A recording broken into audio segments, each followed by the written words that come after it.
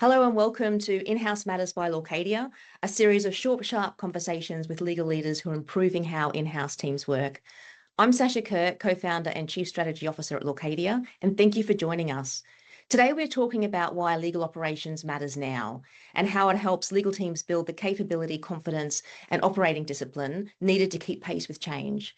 As legal teams face growing pressure to improve efficiency, adopt AI responsibly, strengthen governance, and deliver greater value to the business, legal operations is becoming central to how modern legal functions work. Today, I'm joined by Petra Stirling, Regional Co-Chair of CLOC Australia and an experienced legal operations leader working within a financial services organisation. Petra brings deep practical experience in helping legal teams improve how they operate, use data, build capability, and respond to change. She is also closely involved in the legal operations community, supporting peer learning and the development of stronger, more effective in-house legal functions. Petra, welcome. It's great to have you here. Sasha, I'm delighted to be here. Thank you for the invitation. To get us started, can you talk a little bit about your career path and how your experience has shaped your career development and really pioneering legal operations in Australia? Sasha, I hate to out myself for being in the legal industry for more than 20 years, but it is now more than 20 years. And it's been such a fantastic ride. So as a graduate in the law firm where I was a summer clerk and then a grad, I had put forward in my CV for my application for clerkship this fantastic new technology that I was working with called HTML. So that's just aged me. So early days of the internet, I was a baby grad, and as all grads do, you want to differentiate any skills, capabilities, and attributes that you can bring to the organisation that perhaps your peers didn't have in their kit bag. I talked about building websites. My first undergrad was in media production, and I had produced one of probably the first online academic journals alongside my peers and led by a professor at the university where I studied. And my firm said, "Oh, that's fantastic. We have this great team called the Legal Technology Team. It's headed by Elizabeth Broderick, who we all know later became the Sex Discrimination Commissioner and a leader in gender equality across the world. And they need grads. You told us that you can write HTML. Here you go. That's your first rotation." And I thought, my goodness, that shows what happens when you expand on your CV too broadly. And all of a sudden, you're right in the hotbed of the first legal technology team in Australia. So I really never looked back. It wasn't my intention to be a legal operations specialist, Sasha. I thought I was going to be a labour and employment lawyer. And shout out to all the labour and employment teams who may or may not be listening to this now, because you've given everyone a fantastically strong start in this space. And in fact, are still leading in this space in a number of firms when I think about AI adoption and technology transformation. I didn't last in practice for very long, Sasha. I was always much more fascinated by the business of law than the practice of law. And so I shifted over very quickly into learning and development, moved to Gilbert and Tobin, where I spent a large part of my career. And Danny Gilbert is a never wasting talent or wasting capability in his team. So I'd not been in the L&D role for very long when Danny said, "Our head of people is leaving. Would you like to take that role?" Which I said, And Danny said, "I'll take that as a yes, off you go." So what happened next was quite a long period of time working in the leadership of people and culture, which I very much enjoyed and still bring into my practice every day.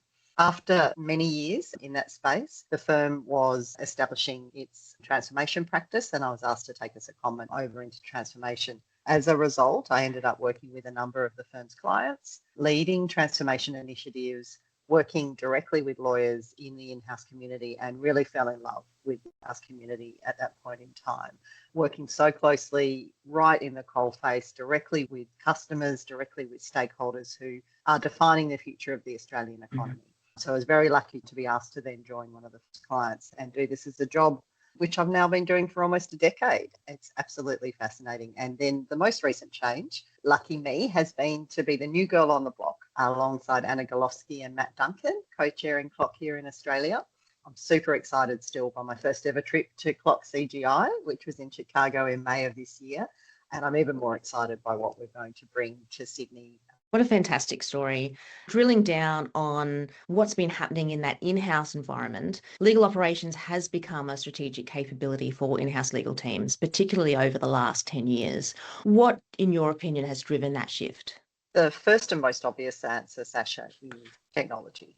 So much of legal practice now relies on technology of all different sorts, from e-discovery technology to document management systems to third-party engagement technology, of course, the place that Lawcadia is best known, but not exclusively, and then, of course, the emerging world of AI-enabled legal teams. It is a huge driver of change.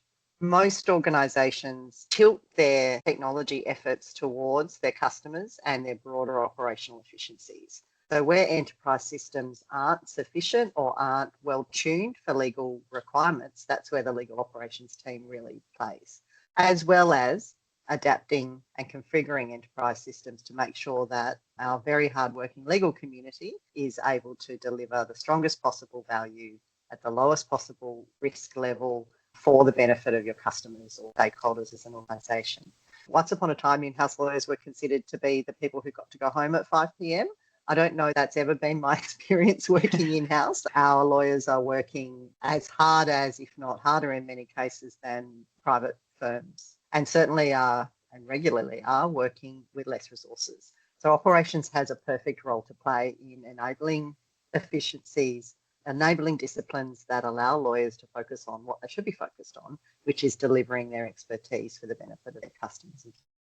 So technology, absolute number one driver, but by no means exclusively a driver. Legal service design has come up the curve. The opportunity to enhance external firm relationships and drive value all the way through the value chain has come up the curve enormously in the last decade. There is change driven by leadership, by the relationship between operations and leadership, and then by the demand for increased volume of legal practice enabled by technology. Specifically with the pressures that are facing the legal teams today, what does legal operations bring that can have the biggest impact? Firstly, I've often thought as legal operations, it's a bit of a babel fish for technology and its adoption into legal practice, making sure that the hype is appropriately assessed, contained, considered, and robust and assessed series of opportunities are put forward for our legal teams to consider and adopt, and then that there is sufficient support to enable fast mastery, because of course legal practitioners like to be the masters of all things, and new technology always takes some time to come up the curve. There's a genuine role in translating all of this noise, all of the hype about AI in particular, but not exclusively, and bringing that in, filtering and making sure that the opportunities that the legal team are considering adopting and then putting their weight and effort and well-earned operational budgets behind are absolutely fit for purpose for that legal function in that organisation. So really important. The other piece of work that we do in operations is much more bespoke. So I sometimes talk about these roles as being the head of random, and people in the community have heard me say that before. I mean that with full respect, because these roles can be focused one day on, let's say, an office move, which I've been working on over the last couple of weeks with my team in Melbourne. The intricacies of office moves are incredibly important because you need productivity, you need appropriate information barriers, you need quiet areas for lawyers to be able to have incredibly sensitive conversations, but you also need collaboration and you need technology available to the team. So an office move should be quite simple, and in theory it should be managed by your property team and it should all be fairly straightforward. But there's always a role to play in thinking about people, premises, systems, technology, and how that collectively supports the operational performance of the legal team. I really like that, because you're talking about not just those practical aspects, but then also that strategic aspect, synthesizing, filtering, and giving that key information and those key steps. I'm curious now about looking at capabilities and being future ready. What do legal teams need to build to improve their confidence, consistency, and that readiness for change? It's a bit of a crystal ball.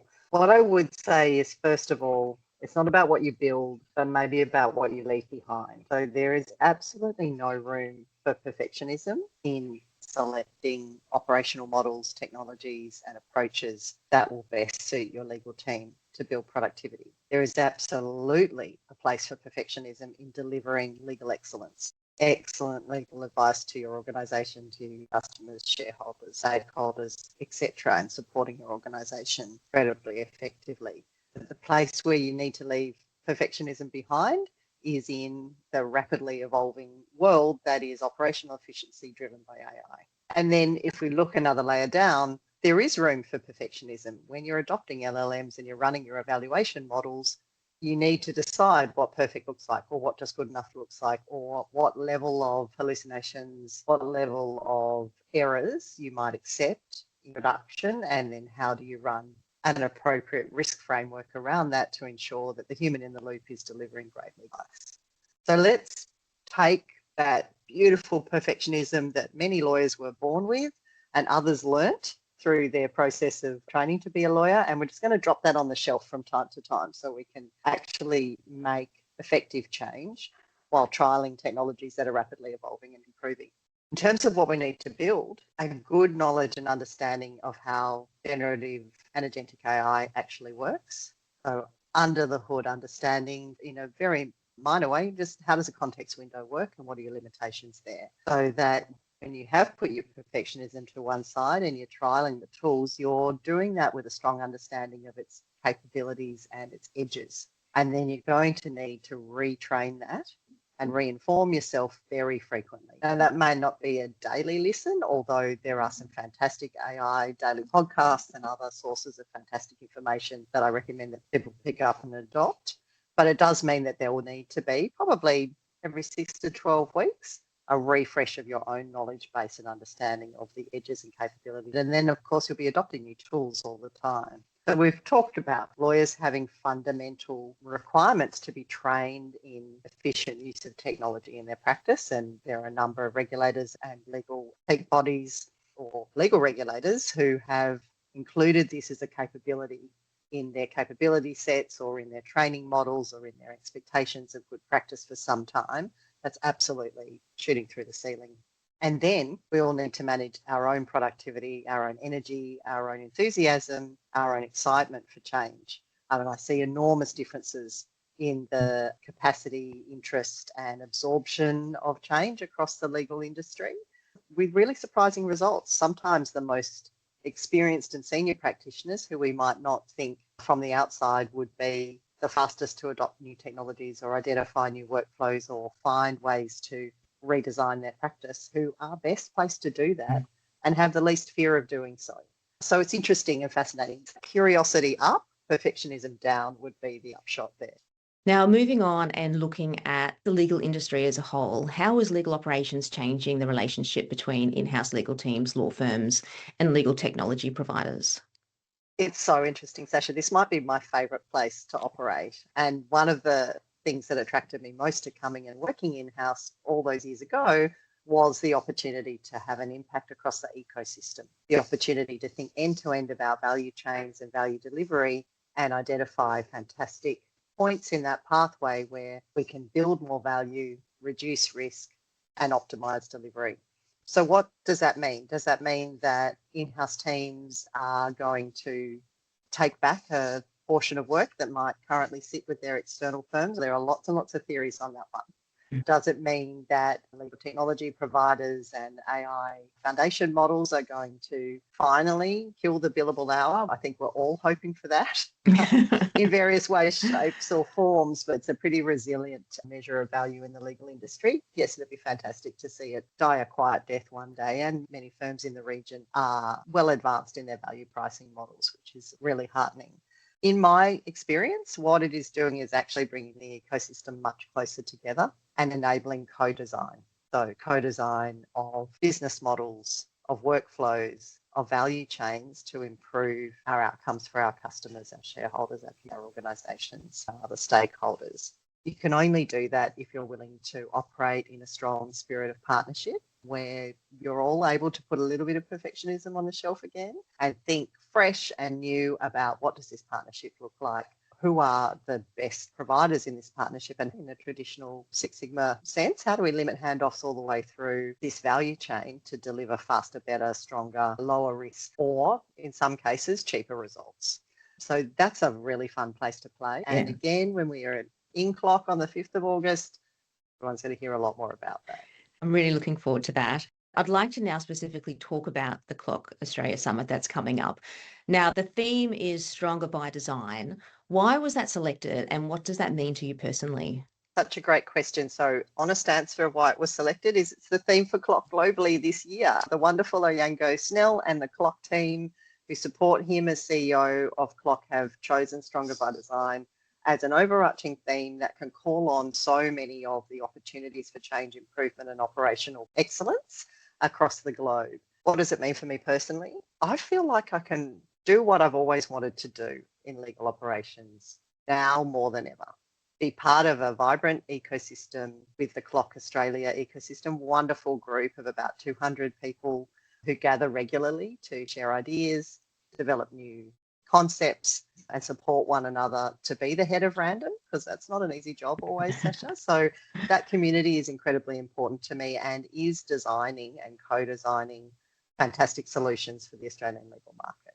So number one, it's absolutely about the people. And if you haven't come to CLOC Australia before, you're going to meet some fantastic practitioners with new ideas and a whole lot of fun to be had as well. Secondly, Stronger by Design absolutely talks to that ecosystem play that enables operational efficiency and great customer outcomes. So very much for me, and particularly right now, it is working with a very broad range of stakeholders inside my organisation with CLOC and then outside my organisation to reimagine and redesign our value chains. And again, that's a really fascinating and exciting part of the work. Does it make us stronger? I think it does make us stronger. It makes the industry stronger. It certainly makes the in-house community stronger and our ecosystem of great partners. It also makes you really keen on finding the fun in every day as well. If I can tell you one thing about the Australian in-house community, and we hear this from our colleagues in CLOC US all the time, is that sense of not taking ourselves too seriously. Take the work seriously, deliver a fantastic result, but also have some time to enjoy one another's company, to have a bit of a play, to have a humorous debate, and to celebrate what it is that we do every day. Thank you. That enthusiasm is contagious. What can legal professionals expect from the CLOC Australia Summit, and how can they get the most value out of attending? The first thing that you should expect from the CLOC Australia Summit is depths of insight and real life case studies. So we seek to differentiate ourselves from a lot of other very valuable but similar type programming in the conference world by ensuring that everything has a very practical component to it. So we'll hear some wonderful insights from our international leaders. We will have the amazing Dr. Catherine Ball, who is, I think, the funniest futurist I have ever met. I met her 10 years ago. Oh, not my long goodness, after, Sasha. Yeah, not long after we'd founded Lawcadia, I went to Yes. an event in Queensland and heard her speak. I reached out to her personally, and I've known her for a number of years, and I'm really excited that she's going to be there. I'm so glad. And she's an as well. amazing speaker, and she has a really interesting perspective and take on things. So she's a really great addition to the agenda.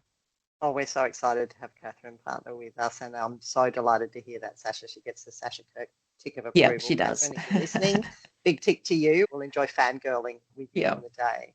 We have a wonderful MC, and I'm not sure if we've announced this yet in the market, but we have a surprise program running at the end of the day where we're partnering with the fabulous National Institute of Dramatic Arts. What will you expect to see at a legal conference? A little bit of a teaser there for anyone who is keen to build their performance capability and their repertoire.